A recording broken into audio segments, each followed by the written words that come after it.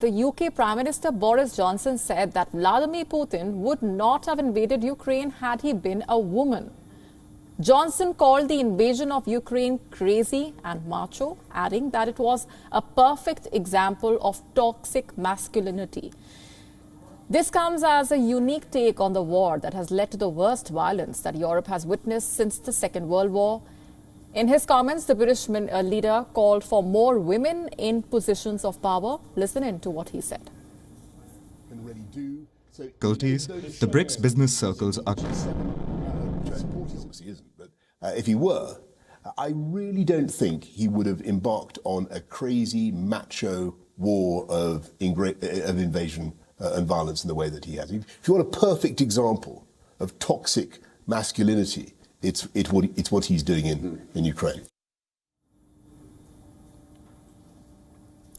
Meanwhile, talking about the NATO response to the ongoing war, Boris Johnson said that there needs to be a conversation within NATO about a new target for defence investment after 2024. He also suggested an increase in defence spending, one of the things on the agenda for the ongoing summit. On the other hand, Boris Johnson is facing criticism back home for lower defence spending. Some lawmakers of his own party and the opposition have also censured Johnson for going back on his election promise to increase military spending in 2022 beyond the rate of inflation. The UK currently spends around 2% of its GDP on defence. It's the same as the target that the NATO sets for its members.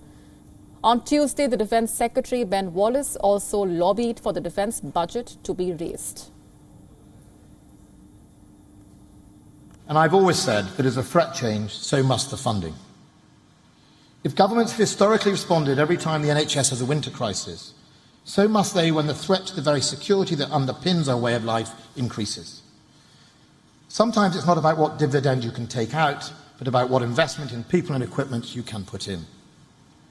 For too long, defence has lived on a diet of smoke and mirrors, hollowed-out formations and fancy efficiency savings, while in the last few years, the threat from states have started to increase. WION now available in your country. Download the app now. Get all the news on the move.